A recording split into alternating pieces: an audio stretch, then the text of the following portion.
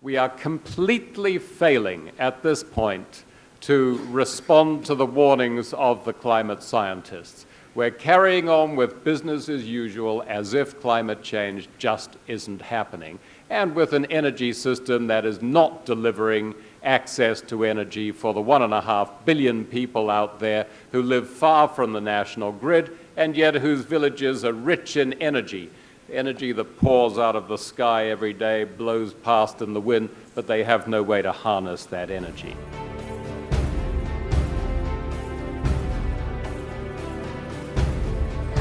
To address the double challenge of tackling climate change while increasing world energy supplies, the United Nations Development Programme and the Climate Parliament have set up a joint project, Parliamentary Action on Renewable Energy. I think that parliamentarians generally have been forgotten in this whole debate on renewable energy, and I really think investing more in renewable energy is absolutely key for development and of course for mitigating climate change, and parliamentarians are key to that. At recent meetings, the MPs have been debating the news that the economics of renewable energy is now approaching a breakthrough. What we see today, that the capital cost of putting up renewable energy power plants have come down. So if you are putting a new modern coal-fired thermal power plant and a solar PV plant, the costs are almost the similar per megawatt basis. It's about $1 million per megawatt for both. This dramatic change in the balance of costs now makes renewable energy a realistic alternative to fossil fuels for electricity generation. And this has resulted in the building of highly ambitious photovoltaic and solar thermal power plants, providing enough clean energy to power millions of homes. So why is there still some hesitation in switching to renewable energy? The main challenge is that renewable energy is perceived. It is perceived to be costly. And that perception arises from the massive subsidies given to the fossil fuel industry. Our governments are spending, according to such a conservative body as the International Monetary Fund, roughly $2 trillion a year of our taxpayers' money to make fossil fuels look artificially cheap, which is equivalent to about 8% of government budgets, a monument to the sheer power of the fossil fuel industry in every country represented here and every country around the world. Some governments have felt compelled to maintain fossil fuel subsidies in order to protect the poorest from electricity price rises. However, the evidence is mounting that such subsidies have a very different effect. The IMF again has done some work to show the primary beneficiaries of subsidies. And what we find, which is not surprising, is that because the richest or the middle class and the richest are the highest energy users, they're also the primary beneficiaries of subsidies. So if fossil fuel subsidies are not favouring the poorest, but are indeed promoting the very cause of climate catastrophe, then it's no surprise that there's a growing movement to oppose them. And the Climate Parliament has a new campaign to switch some of those subsidies to renewable energy. A proposal that we would like to make as a Climate Parliament of 1% of government budgets for renewables. We've heard of how much of government budgets goes into the promotion of fossil fuels. Why don't we see whether we, as parliamentarians, can get even a small subsidy for renewables that would allow us to make a breakthrough. And the first dramatic step towards that breakthrough was taken in the Indian Parliament in 2014, when a successful campaign by Climate Parliament MPs helped to secure a commitment to increase spending on renewables to a total of 1% of all government spending. And as you know, Honourable Prime Minister of India has made the renewable target really very impressive now. From 20,000 megawatt, we have ramped it up to 100,000 megawatt solar, 60,000 megawatt wind, 10,000 megawatt biomass and 5,000 hydro.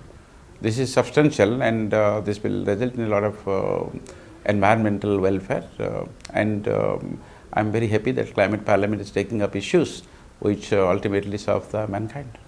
A sentence from Prime Minister which has been of great motivation is that it's an article of faith with him.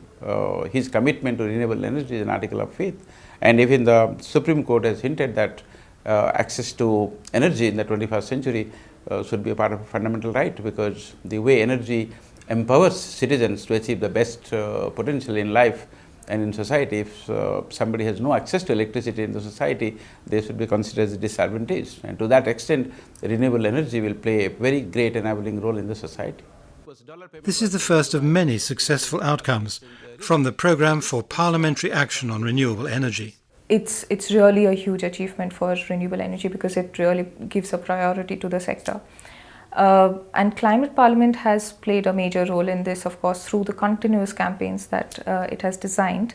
But I think the hero of this entire thing, or the heroes I would say, and the heroines, are the MPs of Climate Parliament.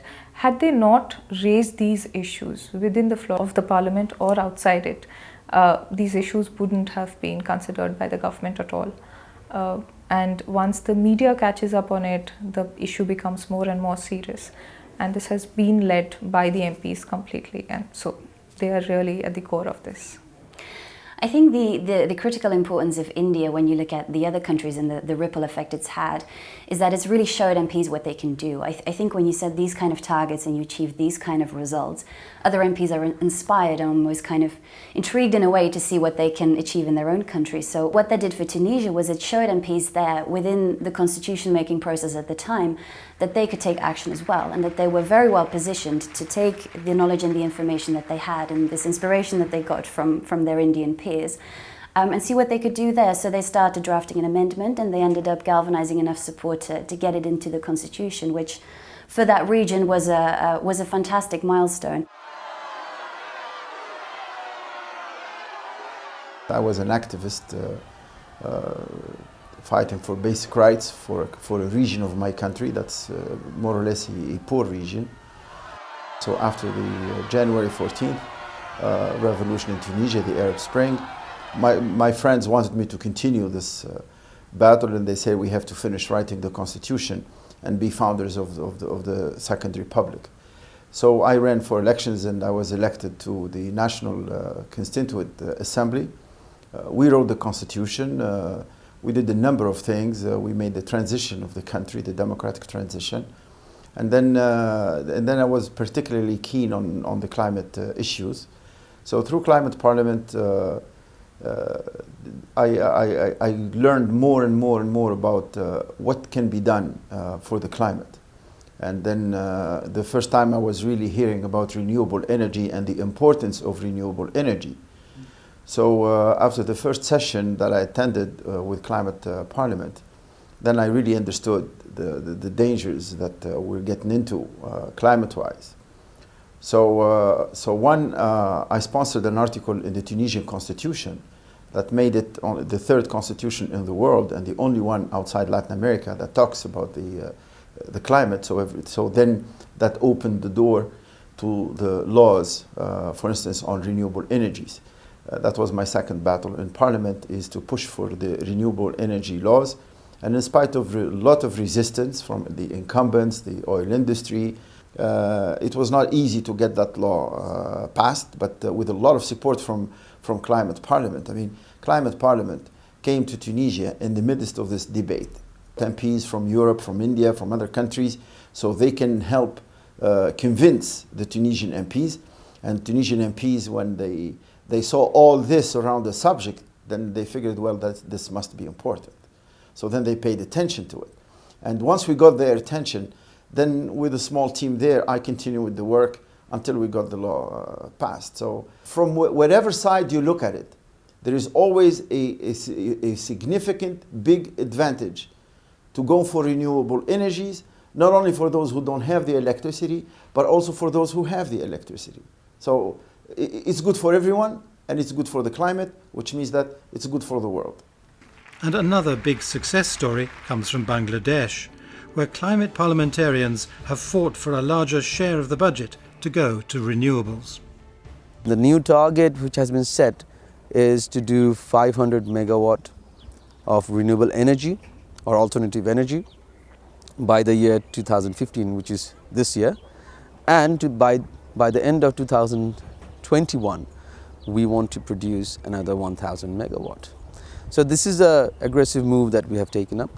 At the same time, two other fairly success stories in Bangladesh has been the Shredder Act, which was passed in the Parliament in 2012.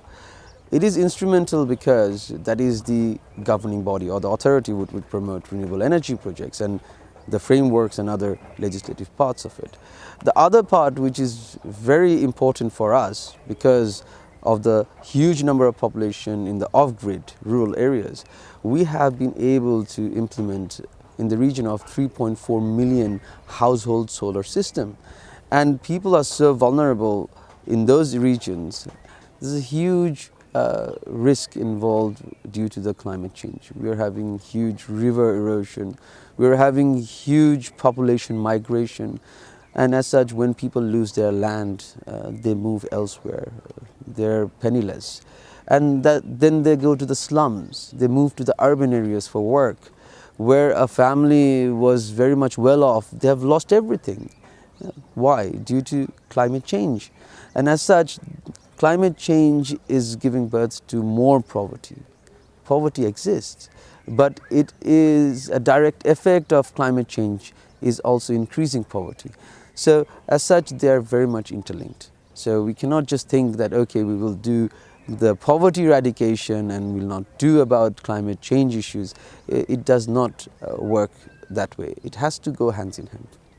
I really think, and the project has shown in itself, what committed parliamentarians can really do, just precisely because they have these important leverage and these important constitutional functions that sort of enables them to really sort of have an impact over law, over budgets, and sort of steer the policy of the country. And that's precisely why I think this project has been successful, because it really is inspiring, basically, to parliamentarians to hear what their other colleagues have been able to do.